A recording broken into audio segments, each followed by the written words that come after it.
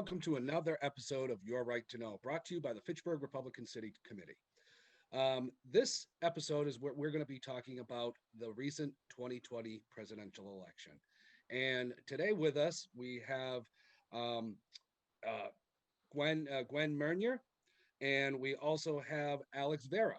Both have worked on numerous campaigns, and we're going to be discussing what has happened in the 2020 presidential campaign. Um, Alex, can you please introduce yourself to our viewers? Give your name, the city and town of your residence, your party history, current affiliation, if any, and go ahead. Hi, so my name's Alexander Vera. I live here in Fitchburg, Massachusetts. My party affiliation is my history is kind of funny. I I just wanted to talk about how I went through public schools and, all the teachers and everything really made it seem like the Democratic Party was the good party. And so that was the party you wanted to be a part of. And so when I got out of high school, I registered as a Democrat. I was unenrolled for a while. Then I think I switched to Green Party for maybe a number of years. Then I went to the Democratic Party side. But after the 2016 elections, I was a really big supporter of Bernie Sanders, and seeing the you know what the Democratic Party did to Bernie Sanders and his nomination just really gave a bad taste in my mouth. So that's when I switched, and now I'm unenrolled currently. Thank you. And Gwen, do you want to give us a little background information on yourself? Sure, yes, I'd be happy to. First, thank you, Andrew and Mary, for inviting me to participate. My name's Gwen Munier, and currently I am unenrolled. My party history is unenrolled from 18 for about 30 years. And around 2010, boy, that's really giving you guys a lot of information. But around 10 years ago, I decided to pick a party because with all the things that were going on, I really strongly felt it was time to be counted. And, prior to that, I'd always voted. I'd been in the military, and I always felt that it was very important to participate in our civil obligations. But maybe it's because I'm a cynic a little bit to the core, and I just never wanted to be counted on either side. And in the past 10 years, we have to pick a side. And even if it's a third party or it's something, people have to stand up for what they believe. And about 10 years ago, I joined the Republican Party. I became active in the city of Leominster in the Republican Committee. I ended up being the chair of the Leominster Republican City Committee for about 6 years. And I stopped doing that last year. And I also resigned from the Republican Party and went back to unenrolled. And here I am. Excellent. So both of you have worked inside on various campaigns, so you've been up close and personal with the candidates, the campaigns, and tend to understand the inner workings of a campaign.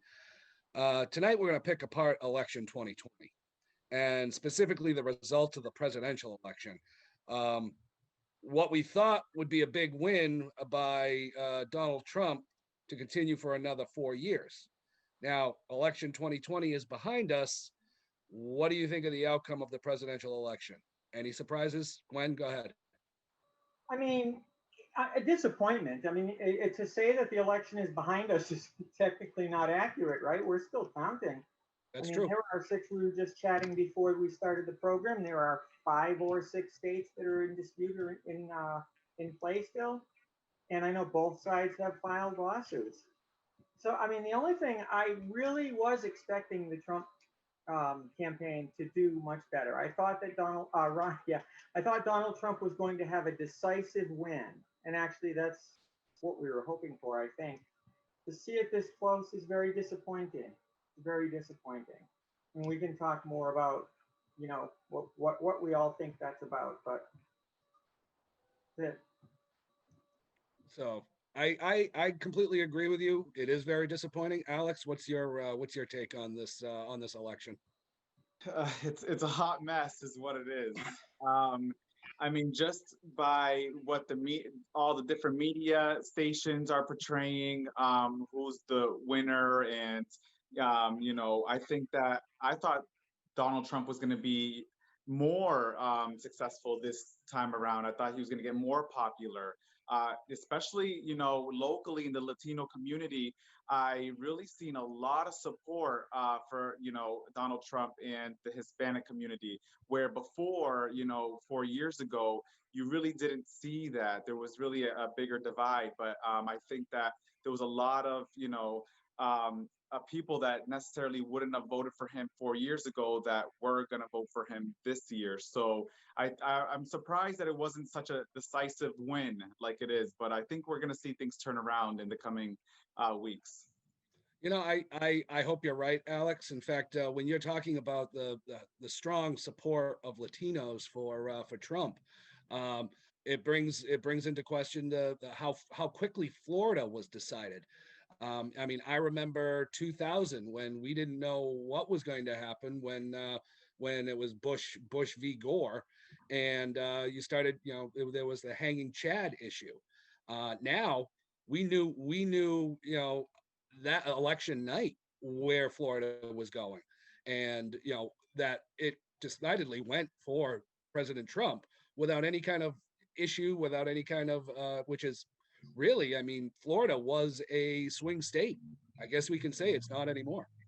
I wanted to throw in there too some of the analysis of the election regarding the cities, specifically down in Florida, was the migration of the Hispanic vote. I mean, Trump pulled a lot more support from Cuban, Puerto Rican, Dominican, Venezuelan, and they were saying that that's a trend that they're seeing in all the cities. Now, we don't know the magnitude of that trend, and I'm sure they're going to be crunching numbers for months and years. What an irony, though, huh? So the president that has been, according to some on the left, one of the most divisive presidents of all time racially, which I don't necessarily agree with. We could talk about that one too. But imagine that president bringing people of color back into the party. I mean, this man could be almost solely responsible for returning the Republican Party to the workers. How ironic would that be? Well, I think an important thing to note is these Cubans, these Venezuelans, these Dominicans, they've lived under socialism. They know what the Democratic Party is calling for. Well, we've oftentimes had our friend Elmer Eubanks on this show talking about socialism and things like that. And that's specifically some of the things he's spoken about, is that his own story is that. Came from a socialist country, or was almost kicked out of a socialist country, came to the United States because of the freedom. Now, Alexander, how have you found people of ethnic backgrounds, color, Black people, brown people, racial diversity? Have you found that support for President Trump? We're kind of talking about some of the Central American countries, people who've come from socialism, but what about from the Puerto Rican community? Have they sort of adopted some of the same? Because we don't want to get into the Joe Biden problem of everyone who's brown or Black thinks alike. We know that's not Right. true. Well, I'm glad you brought that up, Mary, that question, because right now the Democratic Party was really trying to push the referendum on Puerto Rico to become the 51st state very hard, because they think that Puerto Rico is going to be a democratic state. And in reality, the Puerto Ricans are more conservative. They have their Christian values, and they are more likely to vote Republican. So I found, and even just campaigning this year, that the colored people, and including Puerto Ricans, we don't want to feel like we don't want to be given handouts. I think that the Democratic Party, and especially a lot of Democratic candidates, even here locally in the race, they're playing to that story, telling the story of, oh, well, I was just like you. I was on food stamps. I was on housing. And it's like, wait a minute. my parents both worked very hard my entire life, growing up. We never were on food stamps. I know there are a lot of families that are on social programs, but that's the thing. The Democratic Party is really they're putting fear into people's head, and they're kind of saying, oh, well, we're here to help you because we want to expand social services. But at the same time, the reason why they want to expand social services is because they want to keep them under their thumb. They don't Keep them want on the they don't plantation. want Yeah, this. the They don't plantation. want exactly. They don't want us to rise above the poverty level and be able to be successful. They don't want us to, have businesses and be like them. So they want us to stay on those government programs for as long as possible. So I think that's why they play to that. Oh yeah, we're for you. When in reality, you got to look back. The Democratic Party were the racists. Mhm. I think that's very interesting. And just anecdotally, we were doing a big standout one day for President Trump, and my friend Kathy and I, we were standing on we were standing on the street corner, waving at cars and trucks and things, and this black woman in one of these huge semi trucks, tractor trailer trucks, rolled down her window, and she appeared like she wanted to engage with us. So we had all our Trump paraphernalia and our hats and flags and everything. And she appeared that she wanted to engage. And I said to my friend Kathy, I said, "Hey, how do you like that? That's girl, what we would call girl power. Look at the woman driving that big semi." So with that, she did engage with us. She overheard my louder than normal comment, and she rolled down her window further, and she stuck her head out the window, and she said, "I want to thank Donald Trump for this truck and my opportunity." And it was, I think right there, that was kind of a statement of kind of like woman power for people who always said President Trump doesn't like minorities, he's a racist, or President Trump doesn't like women, he's a misogynist. And here we have you, Alexander, talking about how you have perceived the difference and the change in terms of opportunity and giving people that opportunity. And here's a woman in practice who actually went by and had that comment. So now we've come to the conclusion that the election was shocking. The election results were shocking. I laughed with our technical advisor at FATV before we got on. I had to scramble to write new questions last night because the questions weren't where we were going, obviously. And I shared them with you just to kind of give you a different frame of reference of what we were going to talk about. But why do you think this happened? Now, we were all part of standouts. We were all part of standouts, not only for our local candidates, but candidates for standouts for President Trump. I mean, especially the President Trump standouts were outrageous. They were off the wall. They were exciting. They were energizing. I mean, they were vocal and horns, and we've never seen such things such as 1,000-car Trump trains, miles and miles of boat trains, 10,000 people coming out to a whistle stop when Air Force One landed at an airport. Who is responsible? What happened to these people? Did they not turn out, or did they turn out, but they were still just overwhelmed by this bigger force of Trump haters? Alexander, you go first. So I believe that, I think I don't want to put the finger on one or the other. However, there are a lot of Trump haters out there. It's unfortunate that there's some people out there, and there's a lot of people out there that, they say, oh, I can't be friends with a Trump supporter. Or what do you think of family being Trump supporters? And it's kind of like, wait a minute, why is there an issue, with someone supporting President Trump? I mean, and so they go immediately to the race card, and they're like, oh, well, he's the most racist. He's given power to white supremacists and all these hate groups and stuff. But at the end of the day, people need to realize that President Trump is not a politician, so he's not a smooth talker like we had in our previous president. And B, we live in a time of social media. You know, I'm sure Joe Biden, with the policies that he's enacted way before social media, you know, we weren't able to highlight how racist he was. Yes, there are some clips that come up, now, but the spotlight wasn't on them back in the day, like it is now. So, politics is just different now because of the spotlight that we have with social media. So I think people are getting the wrong message just because more people are connected now and more people are seeing the politics in a bigger lens. They forget about our history, they forget about the people who say they support us, really are the ones that cause the problems to begin with. Gwen, how about you? What do you think? Well, I mean, this makes me brings me back to when I became an activist again, right? So for my whole life, I had been active in civics and my obligation. But about 10 years ago, joining the party, I also engaged in a way that I hadn't.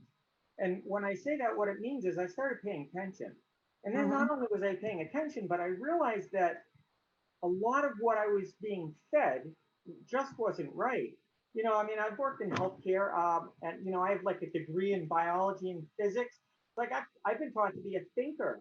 When people tell you things that don't make sense, I just stop and I go looking back.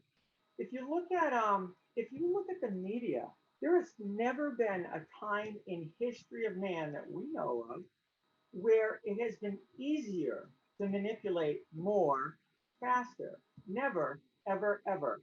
And you look back and during the first 3 years of President Trump's, his presidency, he did great things. He's still doing great things considering he's been under full attack for the whole time.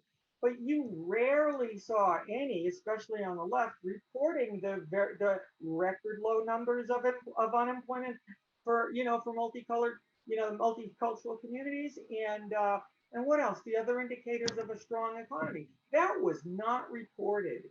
And I honest to God, the more I started paying attention in the last 10 years, I've made it a point to go investigate things that just don't make sense. So much so that I have friends in the party. And I have friends I have a lot of progressive friends and I have a lot of conservative friends. I have friends send me videos and things that are online. The memes and the videos that get pushed around on Twitter and on Facebook Messenger.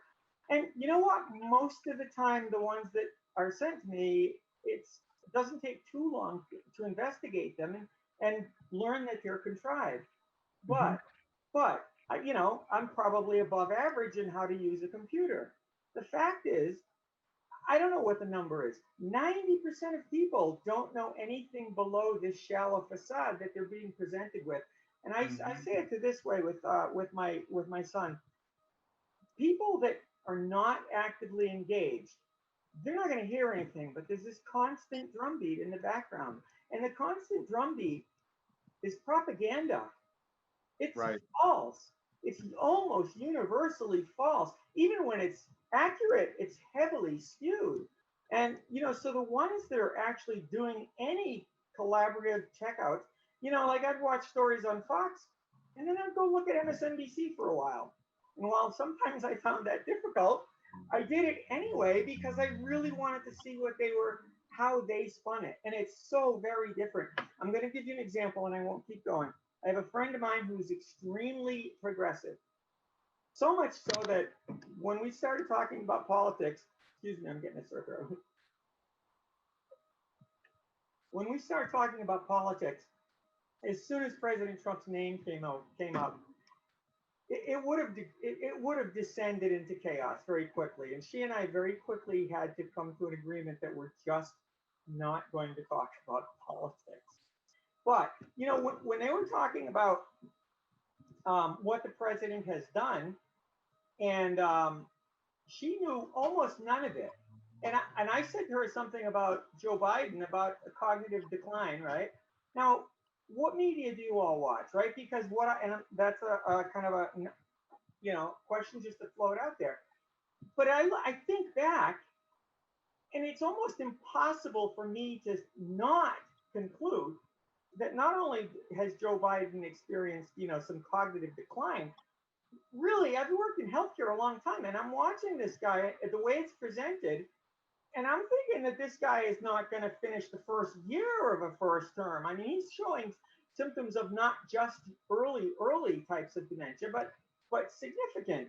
And I mentioned that to my friend, my very progressive friend, and she just absolutely, that's a lie. It's false. Mhm. She hadn't even heard most of it.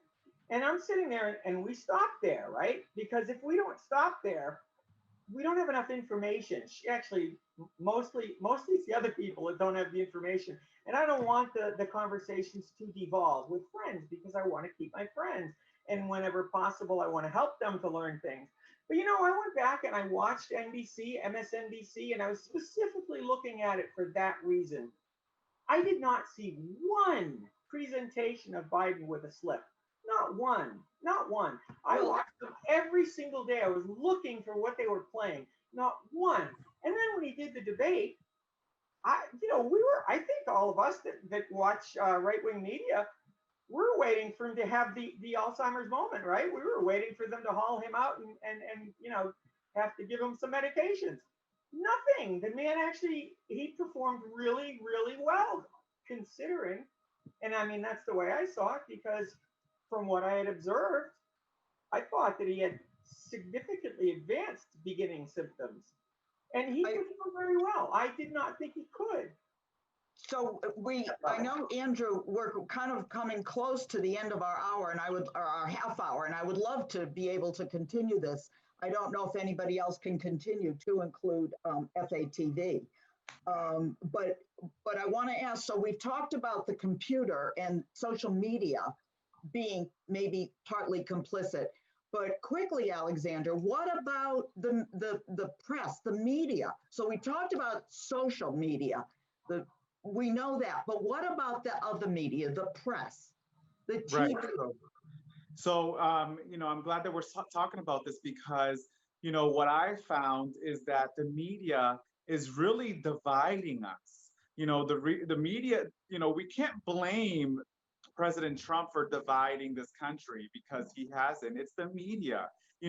Just like to Gwen's point, there's a lot of people, a lot of hardcore Biden supporters that do not know how much good that President Trump has done for this country. Or how much bad Biden has been doing. Right. Well, Right. Biden's corrupt. We're now finding that out. Yeah, I mean, Well, let's face it. The New York Post, when that story of the Hunter Biden laptop came through, I mean, social media just shut it down, and it Right. wasn't reported on any kind of news organization except for Fox.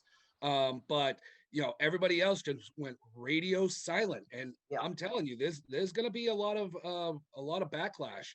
I hope because of so that. because that's treasonous. I mean, that's such an abrogation of their responsibility. Media's responsibility is supposed to be, as our check and balance on the constitutionality of what's going on. And if they're in somebody's pocket, we have no hope. I mean, No. that's scary. You're That right. has to be. You're right. Yeah. And I think, go ahead, Mary. No, I was just going to ask. So now we've talked about social media, Facebook, tweets, Twitter, and all this. We've talked about the press media and the TV media. But then what about pollsters? That's really a new media outlet that we're following almost like a religious experience. What are the pollsters saying? Are we being manipulated and are we being led down a certain pathway because of we're told pollsters have the answer? And yet the pollsters blew this big time. Whatever side you're looking at, the pollsters blew it big time. So what's your feeling about pollsters and their results? Gwen? I don't want to sound like a total pessimist, but honestly, this election cycle, I almost ignored the polls. I mean, you think about it when, during the 2016 election cycle, they had Hillary ahead by 85%, right? 85 Right. to 12. I mean, crazy wrong, crazy wrong. And my son Lucas, he's a little bit of a political science geek, so he kind of monitors, Real Clear Politics and MSNBC and the Fox ones and Q and all the mainstream ones and a bunch of obscure ones. And that's a whole science in and of itself. But his take on it is It's propaganda. It is propaganda. It's propaganda. The internal polls are the only ones that have some, basis in reality, because the campaigns have to spend their resources based on those, and you rarely get that information. I really think it's propaganda. I do. Alexander, Yeah, propaganda, or should we be listening and following them? Pollsters.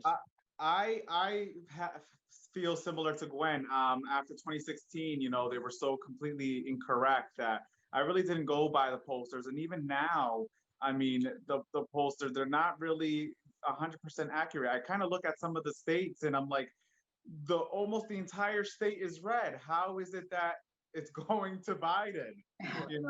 Right? I think we also need to address the elephant in the room before the end of the show, but voter fraud. How do people feel about voter fraud? Who wants to go first? I'll just throw it out there. Who wants to go first about voter fraud? I'll go ahead. I'll try to be quick. So, I really am a skeptic. So I sit back and I want to believe the best about people. However, in this election cycle, regardless of what we can prove, we've certainly had the largest opportunity for fraud that we've seen in a long time. I mean, has there ever been a time where there have been more early voting or more mail-in ballots? And before the program, we were discussing the 3,000 ballots that were misprinted in Fitchburg. And there was also a Facebook meme going on a few months back, and I have no idea. This is one that I did not bet because it would have taken a lot of time, and I just didn't do it. That somebody was stating, these mail-in ballots are supposed to be unmarked. You're not supposed to be able to tell if it's an R or a D. And they were blank, but somebody was saying it in the tracking number on the bottom, there was a capital R or a capital D as one character placed in that letter. And that always coincided to the party. I don't know if that was accurate. I believe it was. Yeah, and so I know some of us had looked into that, but I don't know how much fraud there has been, but there certainly was the largest opportunity ever. I believe that. We do have to go. We've been here now just about 30 minutes. But to answer that question, before I thank you both, I think we're also looking at voter harvesting, where we weren't even responding to people who asked for ballots. They were just being flooded out in the market. Right. Ballots were just being sent willy-nilly without any accountability. So that was also a reality. I don't believe that was done in Massachusetts, but certainly it was done in other of these states that are still up for grabs. And coronavirus, of course, became the sort of very easy reason to allow voter fraud to happen in that regard. Andrew and I thank you both so much for being with us. I wish we could continue this conversation. I really do. You've both been wonderfully insightful. Alexander, thank you. Gwen, thank you so much. Stay active in politics. And I would normally give you our spiel about, your right to know. And we believe in growth, opportunity, and prosperity for all people as Republicans, the GOP. However, I do want to also, whatever comes of this election, please remember the United States of America is a unity in itself, and we all need to stay united. What we saw over the last 4 years to President Trump was just disgraceful, and we need to rise above it no matter who becomes our next president. God bless America. Thank you all for joining Andrew and I tonight. Thank you and good night. Thank you.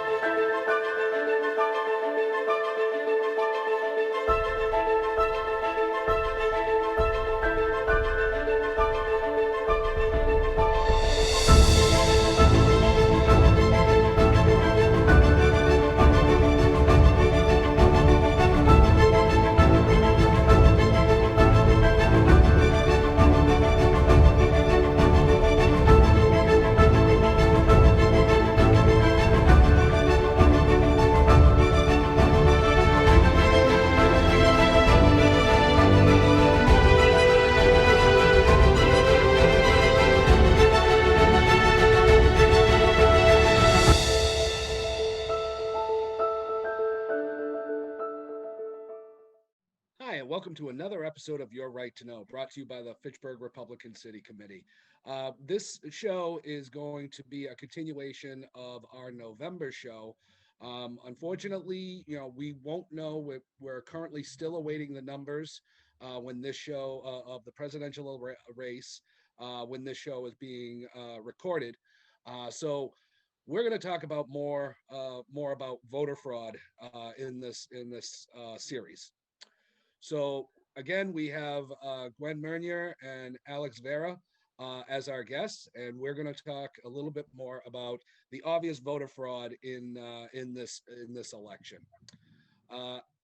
Alex, Gwen, you don't need any introduction. You introduced you guys yourselves the last show.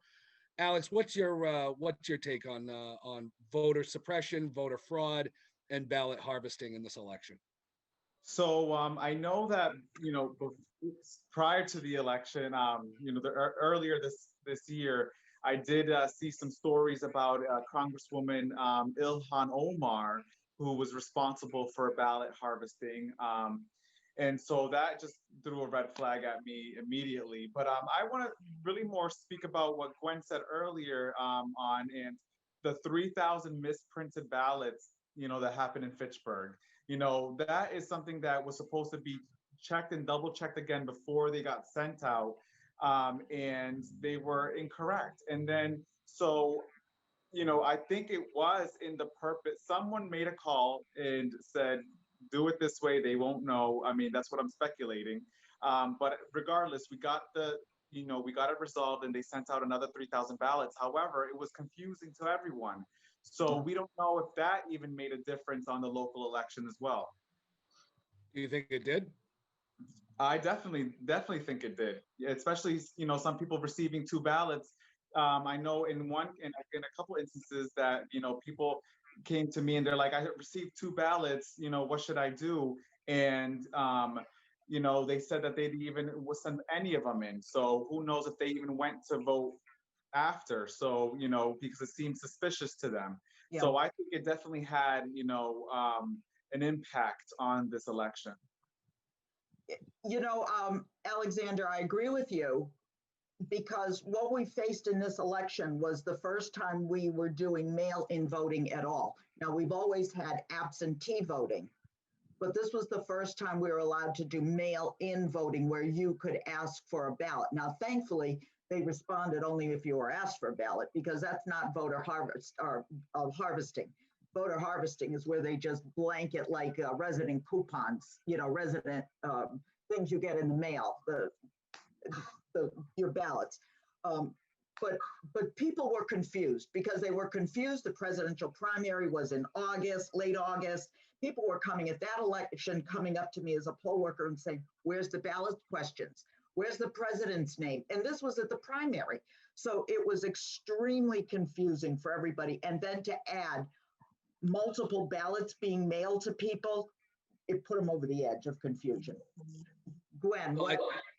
I just wanted to comment on that a little bit. The whole specific incident with Fitchburg with those 3,000 misprinted ballots, that's one instance that's close to home that we all know about because it's close to home. Is there any audit process that is guaranteed to occur? And if so, who does it? Where do the results live?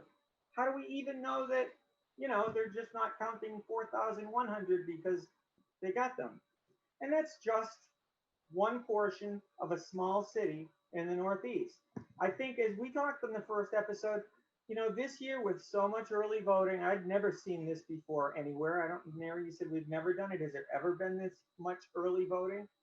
I mean, certainly there has been more opportunity for voter fraud than any election I can ever remember. I don't have a problem being a poll worker, and I also worked early voting. I don't have a problem with in-person early voting for 2 weeks ahead of time. I don't have a problem with the absentee program for people who can't get out, are homebound, things like that. So there's two types. Early voting, which is in person, you go to the polls over a period of days, you can schedule that for yourself.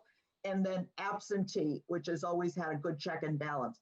This, we added this other thing, which was mail-in, which was considered a part of early voting, but it was the mail-in. And that's where we got this problem with the ballots and who's returning them and who's not. So I just kind of also wanted to clarify. Now, I want to ask you, Mary, a question. Being a poll worker, so Massachusetts, if you requested a ballot, they mailed you one. You mailed it back, correct? Yes, that or dropped it into the red, white, and blue mailbox at City Hall. Okay. See, I mean, I have a lot of questions about the local election about that. I'm not going to give any names, but I saw some suspicious activity when I was collecting numbers. I'm going to let the authorities that are looking into that handle it, and I'm not going to comment on it on this program. But that wasn't always the case in every state. There were states that they just released ballots to anyone. I mean, there were people's cats getting a ballot. Yes. And specifically, I mean, you take a look at Michigan with overnight, Biden was down by like 140,000 votes. And overnight, guess how much he got? 140,000 votes. It was a straight line up for Joe Biden. Obviously, that's evidence of ballot harvesting or some sort of election fraud. And then it was a couple of days before after the election, the Trump administration filed a lawsuit in Nevada, and actually had a press conference going on where this woman said, "Yes, they sent me ballots. My ballot was stolen. My roommate's ballot was stolen." And in fact, most of the people in that community, she lived in a lack of a better term, a commune or a community, everybody's ballot was stolen. And then when she went to go physically vote, they said you already voted. And the problem with that is you have nothing to prove, because once the ballot is separated from an envelope and put into the machine, at that point you can't pull it back. It's separated. So I don't know if it was Alexander's ballot or Gwen's ballot. It's gone. Right. Anecdotally, I just wanted to add too, we said that none of the ballots went out in Massachusetts, but I received 2 solicitations for a mail-in ballot. 2, not 1, 2, about 2 weeks apart, just in case I didn't get the first one. So, I mean, it's just strange. The whole process, there's just so many holes in it and so many places where it can fall apart or be manipulated. It's not good at all. Well, and then we see an election, what happened here in Massachusetts, or certainly in Fitchburg.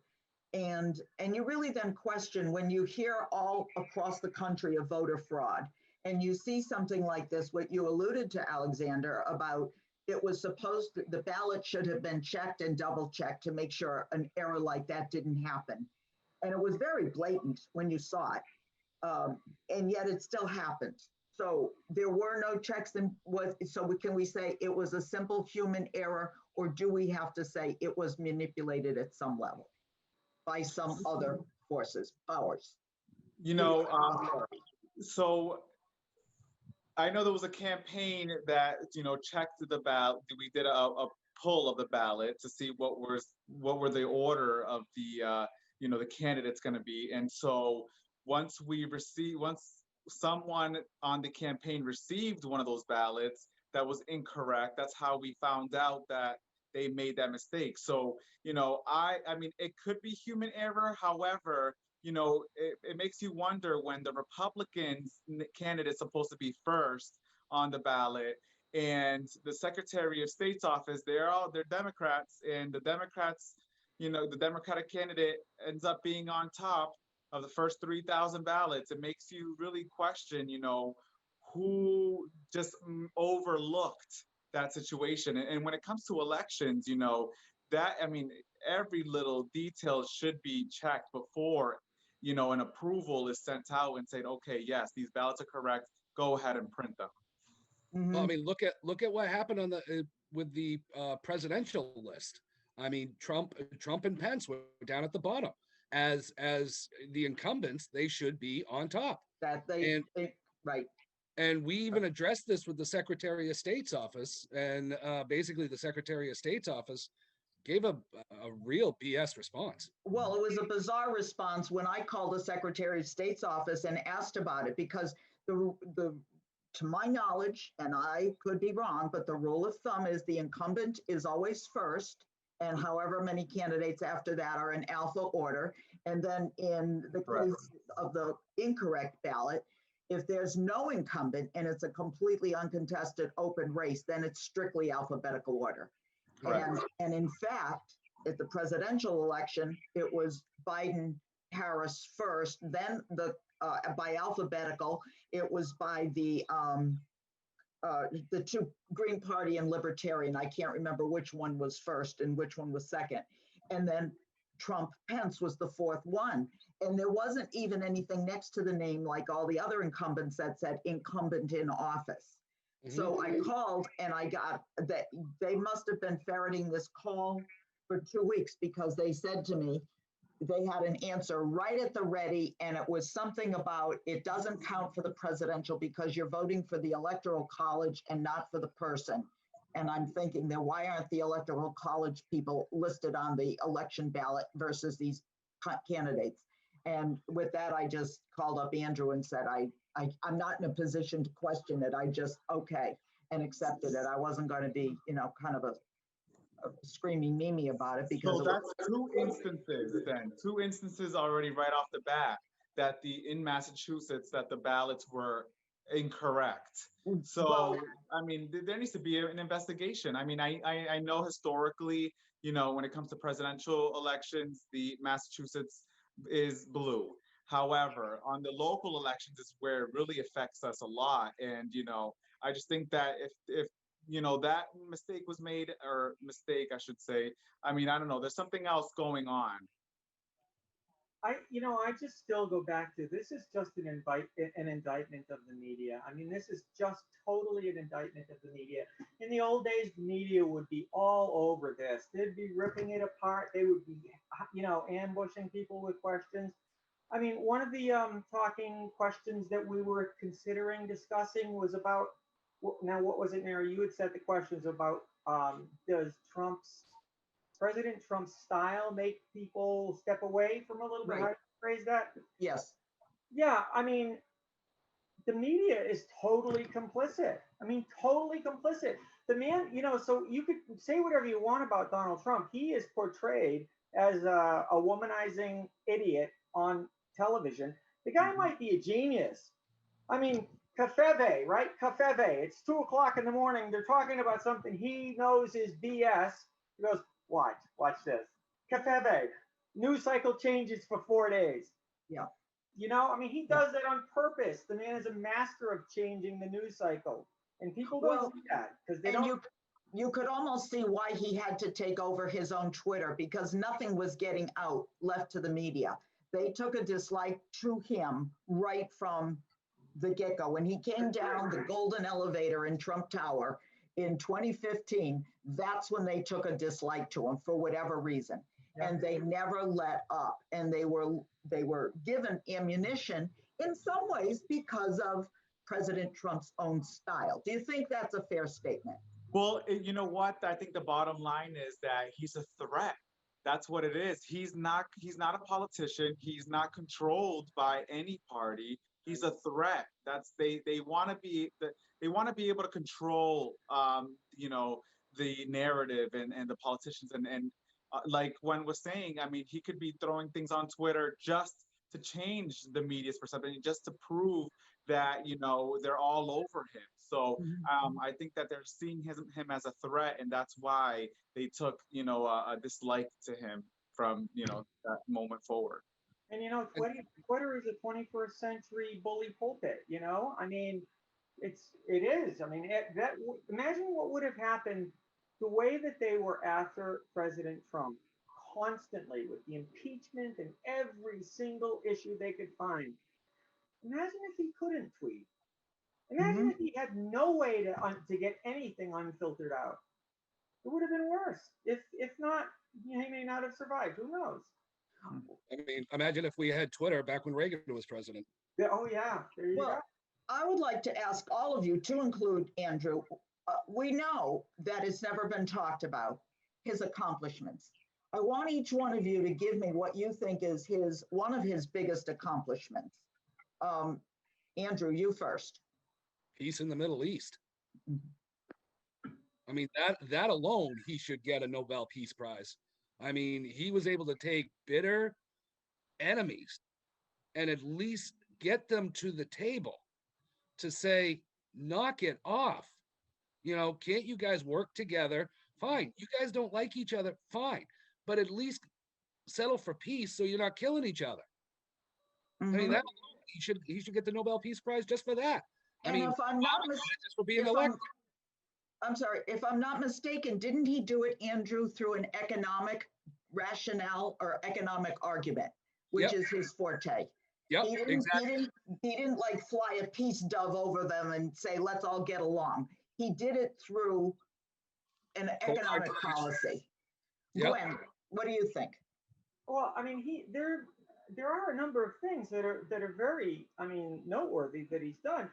For me, I think it's immigration, and it would be really easy at this point to sit here and say, well, the wall's not built yet, right? But then again, we have that media problem, because if you go investigate, there are 700 miles of new border wall, and illegal immigration is down to the lowest point it's been in 30 years. Legal immigration is also capped. It's all of a sudden it's working the way it's supposed to, because the border patrols are empowered to actually enforce the law. And the whole controversy about separating families, total demagoguery. Yeah. Anybody that's captured for a crime, they don't take the kids with them. I mean, nobody believes they actually have, what, concentration camps for the children at the border? That's insane. I mean, that's Well, the cages that they love to use that term was a fabrication of the Obama administration, and it was a source of human trafficking for children. That's right.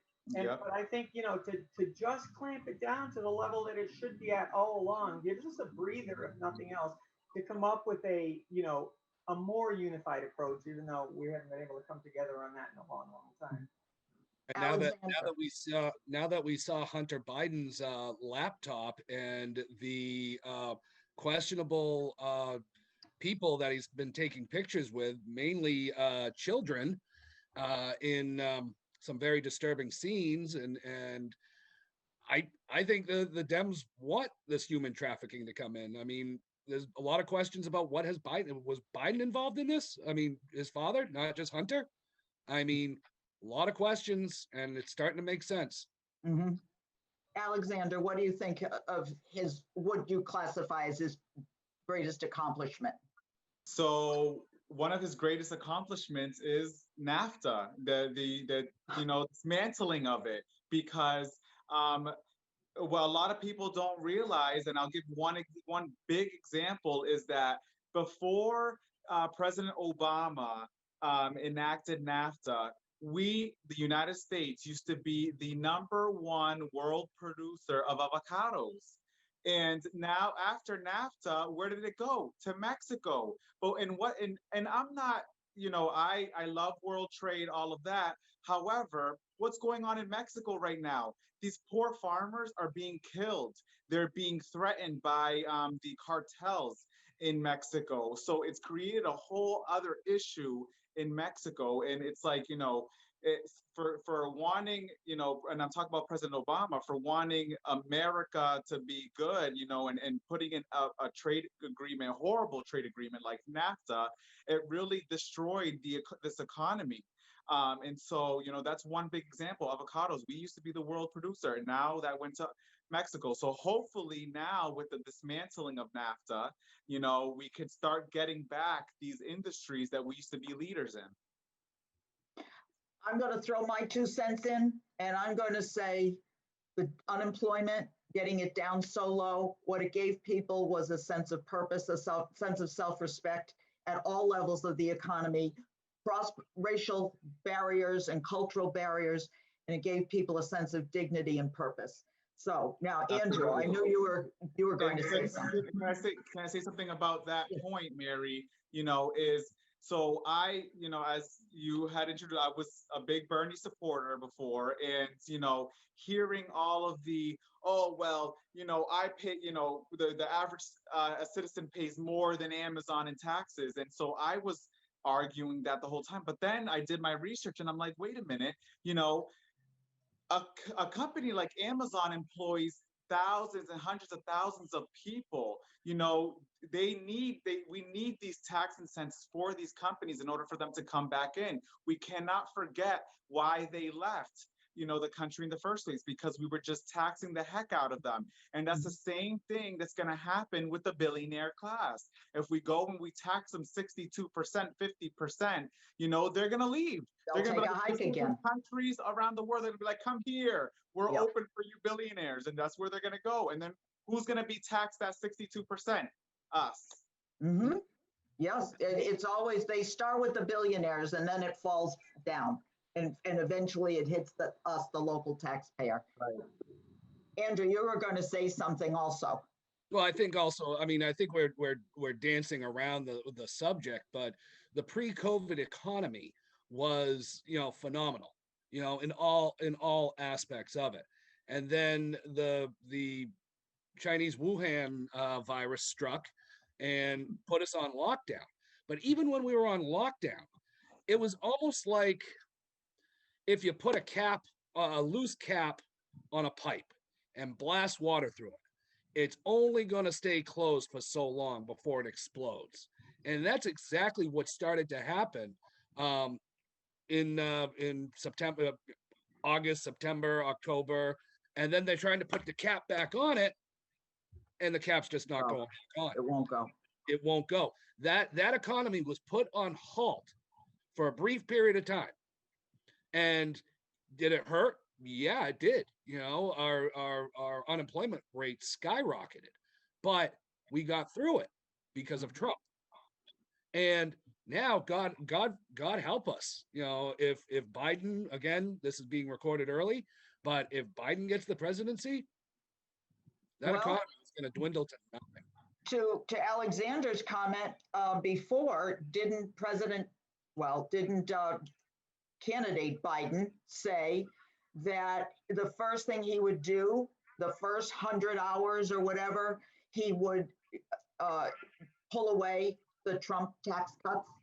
That was one of his first courses of business over his first 100 hours, is to cancel out the Trump tax cuts. So that goes right back to what we were talking about. All of those companies are going to re-unpack their boxes of moving back to the United States, and they're going to stay where they are or find another country to go to. But so let me ask you, because now we're down to, oh my God, 6 minutes. See how time flies here? So we really have to be quick. But do you think President Trump, by the sheer nature of his personality being so large, that after, they used to refer to President Obama as no drama Obama, that the contrast was almost too much for the masses of people? Yes. So what I would like to say about that is, so we got to look back. Obama is a politician. He was in Congress before he, this is what he wanted to do. And so he speaks very eloquently. And I mean, Obama had one of those voices that really commanded attention, and he could lie to us and we would eat it all up. Yeah. Okay. And the stark contrast is, President Trump. He's not a politician. He says what's on his mind, and so I think that's what also has people shaken, because, they refer to him as this racist, but in reality, he's just speaking his mind and saying what no one else wanted to say, but they're all thinking. So, Obama was just, really eloquent, but he was a liar. So, and I think about it, and I used to be disappointed when I would see President Trump attack somebody, and I thought that wasn't necessarily, he didn't have to do that. But just like we talked about in the first half hour, the more and more I look at this, his communications to the general public is so clamped down and so controlled that he really has to, in some way, he really has to grab the news cycle. He has to attack in some places. And I don't like that because I don't think that it should be that way. And to some of my friends, I characterize President Trump as a Brooklyn bully. But you know what? We needed a Brooklyn bully in the world stage. And the guy, there's no question about it. He knows how to run business and commerce. And the thing that gets me too is I miss this. When did it become a bad thing to put America first? I know. When? I mean, of course, we're not going to harm people, but how about if we don't keep the house safe? We can't help anyone. We're the greatest country on the face of the earth and have always been willing to give our blood and treasure to save other people. That's right. And President Trump was holding us up to that standard, versus saying we're all the same. Anyway, again, Andrew and I thank you so much for being with us tonight and for joining Your Right to Know by the Fitchburg Republican City Committee. We believe that the GOP stands for growth, opportunity, and prosperity for all people. We encourage you to join us because these are issues that we talk about when we have our monthly meetings, and we would love to have you come. We meet the second Thursday of every month. Right now, we're meeting at, I probably shouldn't say because after this Friday, we may not be meeting there for a while. Please go on our Facebook page and you can always find where you can find us because we have to follow the rules of social distancing. But right now, it's the British American Club in Fitchburg.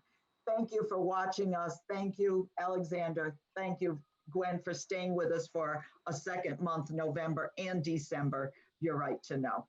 Thank you and good night. Thank you. America, we stand for freedom.